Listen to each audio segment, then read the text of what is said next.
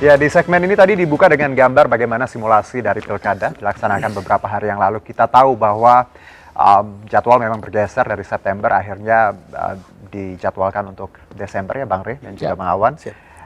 Banyak pihak juga mengatakan bahwa ini dipaksakan sebenarnya.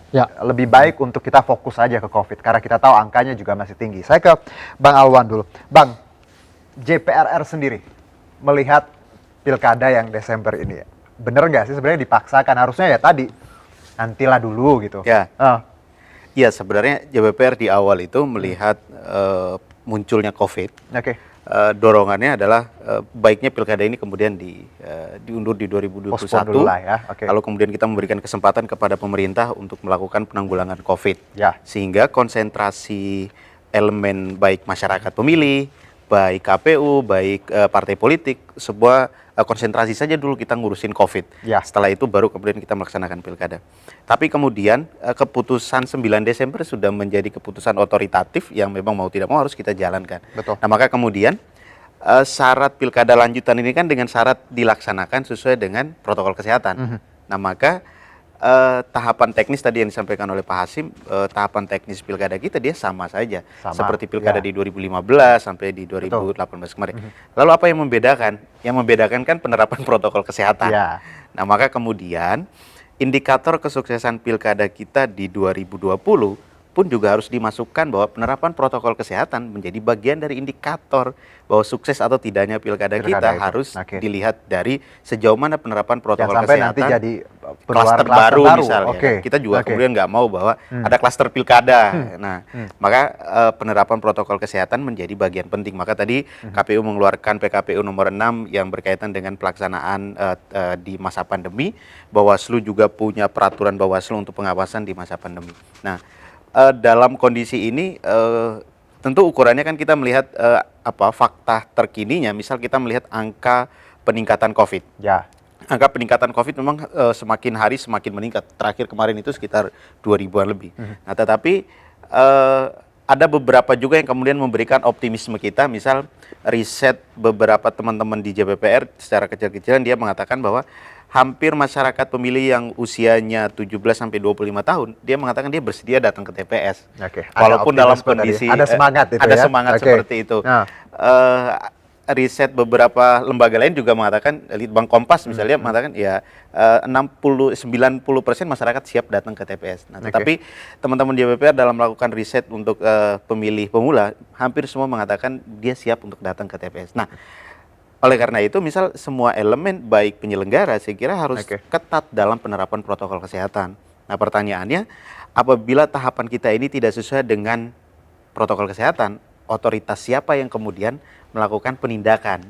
Apakah gugus tugas? Sanksinya ya? Sanksinya siapa nih? Pemerintah, kepolisian atau Bawaslu? Ada alasan, jadi tadi tahapan dilangkahi seperti itu prosedurnya. Jangan sampai protokol kesehatan itu hanya sebatas formalitas saja. Hanya sebatas formalitas untuk melaksanakan pilkada. Yang penting alat APD digunakan, tetapi substansi dari pemahaman untuk jaga jarak, penggunaan masker itu tidak ada. Awan JPRR oke lah ya untuk Desember asalkan tadi sesuai tadi standar. Ya, karena syarat pilkada lanjutan ini adalah penerapan protokol kesehatan. Dia tetap berjalan di 9 Desember dan tahapan coklit, kampanye dan lain sebagainya, boleh saja kita berjalan secara demokrasi elektoral kita seperti biasa. Tetapi penerapan protokol kesehatan juga harus menjadi penting. Nah, ini ada ruang kosong, saya melihat bahwa Bawaslu juga tidak punya kewenangan untuk melakukan penindakan apabila tahapan itu tidak sesuai dengan protokol kesehatan. Misal khawatir ada satu pasangan calon yang mengatakan dia merasa dirugikan. Lalu dia menggugat bahwa tahapan ini tidak sesuai dengan protokol kesehatan. Bawaslu mengatakan bahwa protokol kesehatan tidak menjadi bagian dari materi gugatan. Jadi ya sama saja kan, ansi juga jadinya. Jadi protokol kesehatan nggak ada kekuatan hukumnya ya, seperti itu. Iya, kira-kira begitu. Dia tidak menjadi suatu kekuatan hukum yang bisa tadi untuk dibawa ketika ada protes seperti itu. Iya, maka ya pasangan calon di daerah juga satu sisi mereka juga harus menjadi bagian dari campaign dalam meningkatkan elektabilitasnya dan lain sebagainya. Baik, Bang Rey. Kalau Bang Rey sendiri, sama pertanyaannya. Ini ya Desember sudah tadi, udah ada tanggal pasnya seperti itu. Dipaksakan nggak? Atau sebenarnya ya sudah memang harus berjalan, tapi tetap dengan protokol tadi? Ya kalau model penanganan terhadap COVID-19 seperti yang sekarang, yang nggak ada pilihannya memang harus tetap dilaksanakan. Nggak ada pilihan? Gitu. Oke. Kecuali misalnya kita mengatakan model penanganan PSBB-nya kita rubah. Ya. Misalnya kita akan melakukan apa yang sering disebut dengan lockdown oleh orang gitu. Artinya kita harus evaluasi lagi karena selama katakanlah sebulan atau 2 bulan orang sama sekali tidak bisa memiliki aktivitas kan gitu. Tapi kelihatan artinya begini, pelaksanaan pilkada ini sangat tergantung pada model pendekatan penyelesaian COVID-19 ini. Ya. Kalau yang dipakai new normal seperti yang sekarang, ya nggak ada alasan untuk menunda pilkadanya gitu. Karena ini agenda nasionalnya gitu loh kira-kira. Mau di 2021 juga akan sama. Untuk apa diperlama gitu. Lebih baik tadi kita lakukan dari sekarang kan gitu. Nah itu berharap alam kemudian menyelesaikan kasus COVID ini juga kita nggak tahu kapan selesainya. Kita nggak tahu kapan berakhir. Iya gitu. Semua negara juga tidak tahu. Kapan berakhir gitu ya.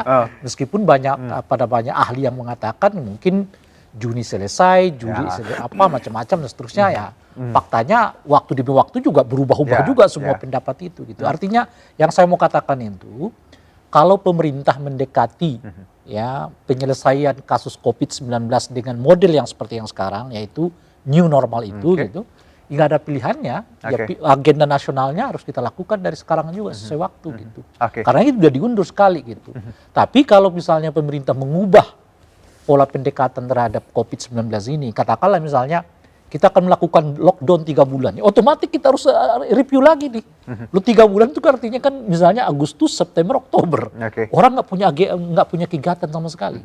Artinya ya mau tidak mau harus dirubah lagi. Gitu. Jadi intinya adalah selama pendekatannya pemerintah terhadap COVID-19 ini seperti yang sekarang, ya tentu agenda nasional pilkada serentak ini juga harus dilaksanakan bersamaan. Baik, nah kalau kita bicara juga Bang Rey, bahwa ada aturan juga Bang Alwane, bahwa tadi ada tidak boleh berkumpul, hanya boleh maksimal 50, baik itu rapat terbuka ataupun umum, hand sanitizer dan masker sebagai alat peraga.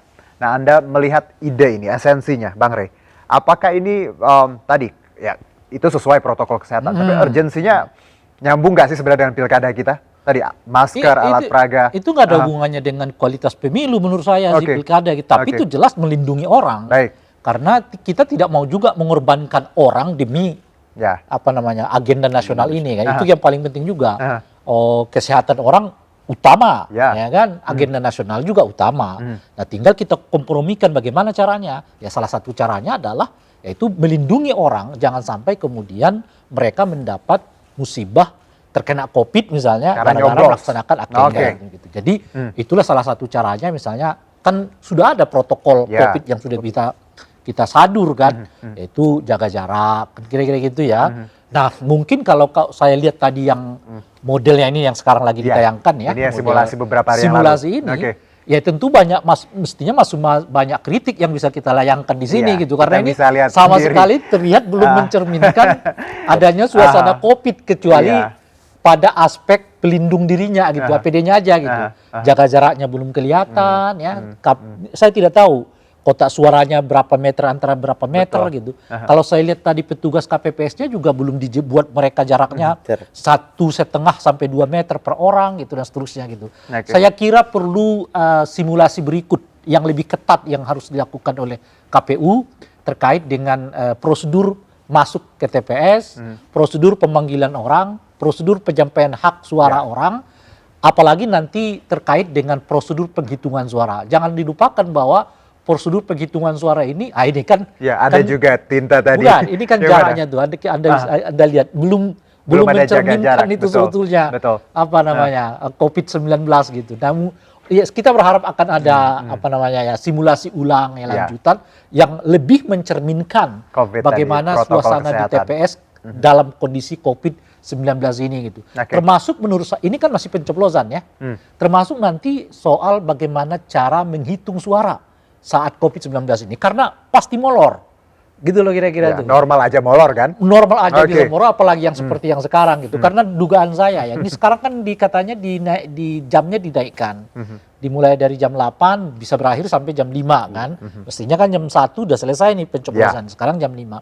Artinya penghitungan suara akan mundur malam, juga. Malam mungkin sampai pagi. Nah, bagaimana cara untuk memastikan bahwa penghitungan suara itu dapat diakses oleh publik sebaik mungkin gitu. Oke. Nah itu juga yang harus dipikirkan oleh KPU gitu loh kira-kira. Jadi sebenarnya ya tahapan yang nanti direncanakan dan juga yang sudah diwujudkan melalui simulasi ya Bang Alwan agak riski ya. Ada banyak celah sebenarnya harus diperbaiki. Tapi bukan tidak ada solusi menurut saya. Ya. Salah satu yang kita diskusikan udah lama dengan KPU sebetulnya, yang sampai sekarang juga saya belum tahu apa sudah dikeluarkan PKPU atau tidak gitu. Apa syarat bagi sebuah TPS bisa tetap melaksanakan penghitungan dan pemungutan suara yang disesuaikan dengan standar COVID-19. Sampai sekarang detailnya belum. Saya belum dapat PKPU-nya sampai sekarang. Misalnya begini. Misalnya begini. Kalau yang kayak tadi tuh, kalau contoh yang kayak tadi. Ini, bisa nggak kalau kita mengatakan ini tidak memenuhi standar COVID? Oleh karena itu harus ditunda atau kalau kemungkinan harus diulangi. Jadi ada standarnya ya seperti itu. Jadi kita pun bisa menjudge seperti ini tidak layak atau layak. Iya. Oke, kita jeda dulu Bang Alwan dan juga Bang Rey. Tetap bersama kami di Indonesia Bicara.